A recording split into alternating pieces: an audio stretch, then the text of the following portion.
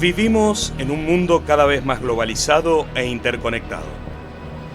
Gracias a los viajes internacionales, la gente y las enfermedades que acarrean pueden estar en cualquier ciudad del planeta en cuestión de horas. Y una vez que un virus se instala, a veces solo es necesario un estornudo para propagar la infección a lo largo de una comunidad. Cuando los seres humanos eran cazadores, nunca se quedaban en un lugar y los asentamientos no eran lo bastante grandes para provocar la transmisión de microbios infecciosos. Pero con el advenimiento de la revolución agrícola y los asentamientos permanentes en Medio Oriente, la gente comenzó a vivir junto con los animales, facilitando la propagación de bacterias y virus entre el ganado y los seres humanos. Las epidemias y pandemias aparecen con distintos aspectos y formas. En el 2010, por ejemplo, un terremoto devastador golpeó a Haití, obligando a miles de personas a refugiarse en distintos campamentos de emergencia. En pocas semanas, los campamentos se convirtieron en un caldo de cultivo para el cólera, una bacteria que se propagó por el agua contaminada, activando una epidemia a lo largo de todo el país. Pero la causa más común de las epidemias son los virus, como el sarampión, la gripe y el HIV. Y cuando se transforman en mundiales, las llamamos pandemias. Las pandemias existieron a lo largo de toda la historia de la humanidad.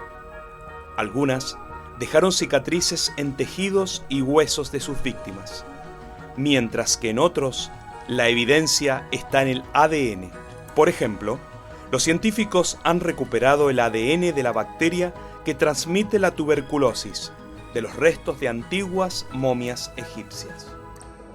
Y en 2011, los científicos realizaron una investigación en la ciudad de Londres y pudieron reconstruir el genoma de Yersinia pestis, la bacteria responsable de la peste negra del siglo XIV.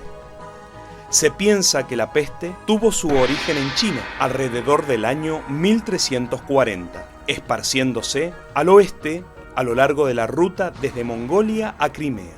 En 1374, la peste alcanzó el Mediterráneo y alrededor del año 1400 mató a 34 millones de europeos, conociéndose como la Gran Mortalidad.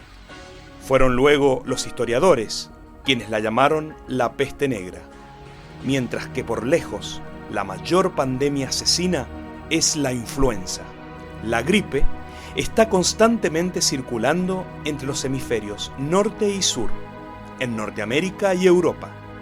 La gripe estacional se da cada otoño e invierno. Como la mayoría de chicos y adultos se han expuesto al virus en temporadas anteriores, estas enfermedades suelen ser leves. Cada 20 a 40 años, el virus sufre una mutación dramática. Esto ocurre generalmente cuando un virus de la gripe salvaje, el cual circula entre los patos y animales de las granjas avícolas, encuentra un virus porcino y entre ellos intercambian genes. Este proceso es conocido como cambio antigénico y esto ha ocurrido a lo largo de la historia de la humanidad. El primer brote pandémico ocurrió en 1580. En el siglo XVIII y XIX aparecieron al menos 6 nuevas pandemias. En términos de mortalidad, nada puede compararse con la pandemia de la Gran Gripe de 1918. El primer indicio de la pandemia llegó en la primavera, cuando las tropas americanas en el norte de Francia comenzaron a sufrir escalofríos, dolores de cabeza y fiebre. Luego, en el próximo mes de septiembre, en el cuartel del ejército de Estados Unidos, cerca de Boston, los soldados comenzaron a colapsar en un desfile, debiéndoselos llevar a la enfermería. Un cirujano recordaba: los soldados tenían puntos marrones sobre sus pómulos, y unas horas después se podía empezar a ver la cianosis extendida desde sus orejas y sobre toda la cara. Se morían en cuestión de horas. Era una lucha por respirar hasta que se sofocaban. En el SS Leviathan, un gran transatlántico americano que se dirigía a Bordeaux, los enfermos presentaban hemorragias nasales sangrantes. Mientras tanto, los soldados británicos regresando del norte de Francia introdujeron la gripe en Dover y otros puertos, de donde el virus fue trasladado por ferrocarril a Londres.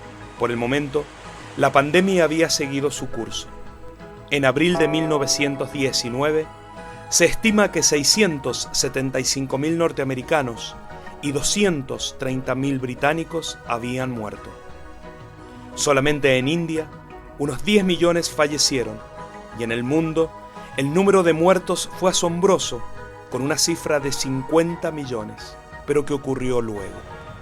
Hoy, los aviones pueden transportar virus a cualquier parte del mundo en fracciones de tiempo igual que en 1918.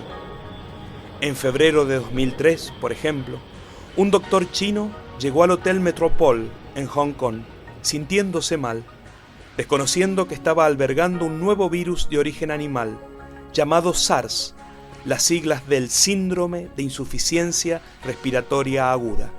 Dentro de las 24 horas de chequear su habitación, otros 16 huéspedes habían sido infectados y durante los días siguientes, 5 aviones con destino al extranjero propagaban el virus hacia Vietnam, Singapur y Canadá. Los vuelos entre Hong Kong, Toronto y otras ciudades internacionales fueron rápidamente suspendidos y gracias a otras medidas de emergencia se evitó una pandemia. El brote de la epidemia terminó 4 meses después. SARS había infectado 29 países a lo largo del mundo y más de 1.000 personas murieron. El virus fue rápidamente controlado. Entretanto, era poco lo que se podría haber hecho para informar sobre la alarmante noticia.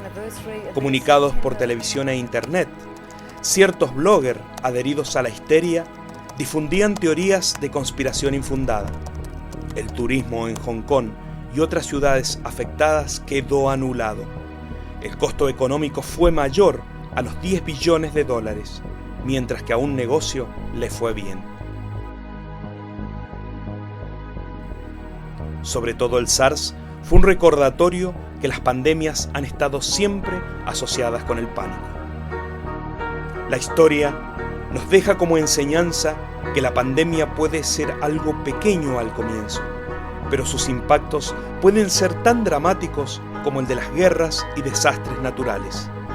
La diferencia hoy es que la ciencia nos permite detectar pandemias en el tiempo justo y realizar las acciones necesarias para mitigar sus impactos antes de que la propagación sea demasiado generalizada.